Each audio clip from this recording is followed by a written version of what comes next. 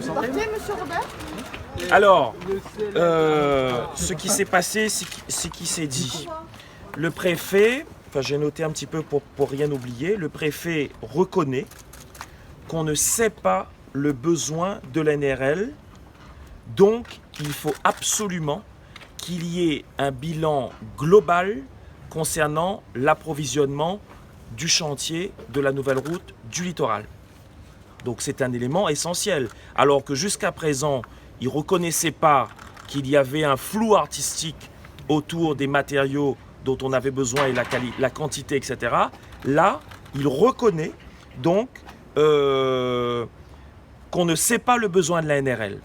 Et donc, il s'est engagé, donc c'est enregistré, il s'est engagé à faire un bilan global des besoins en matériaux, donc les ressources, et aussi en matière de qualité, et définir un calendrier.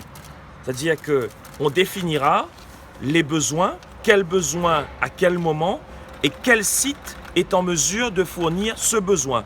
Est-ce que la roche est de qualité suffisante, etc., etc. Donc, en attendant, aucun PIG, aucun arrêté ICPE sera pris pour la carrière de Bois Blanc. Jusqu'à fin juin, en tout cas pendant toute la période de réserve, l'étude et l'expertise indépendante sera menée.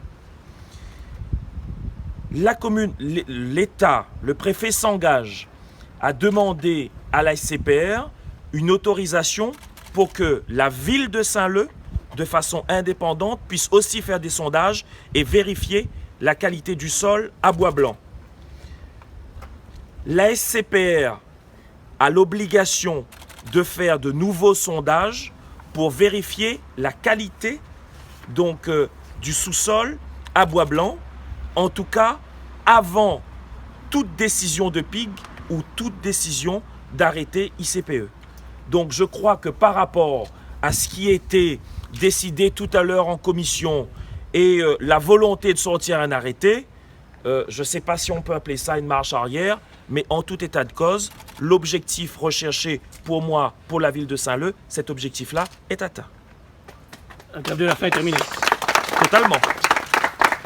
Parce que, et je crois, et c'est dommage, par contre là je vais vous donner mon sentiment, c'est extrêmement dommage qu'il faille arriver à faire une grève de la faim, à démarrer une grève de la faim, de la part d'un député de la République et de la Nation pour obtenir satisfaction sur un sujet et sur un dossier aussi important et délicat que ce sont les carrières à La Réunion. Et je pense ce soir aux personnes qui ne sont pas députés, qui ne sont pas élus, qui n'ont aucune capacité de se battre et qui se font torpiller, qui se font anéantir, qui se font utiliser.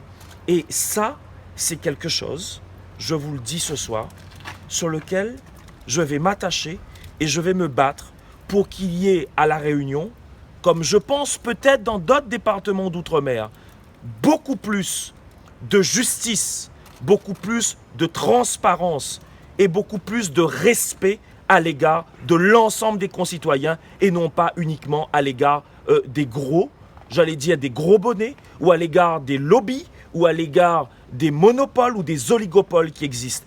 Donc c'est un sujet extrêmement important sur lequel, je vous le dis, à compter de maintenant, je vais me battre pour que cela change dans ces territoires d'outre-mer, pour qu'on ne soit pas dans une république bananière. Parce que c'est un peu ça, malheureusement.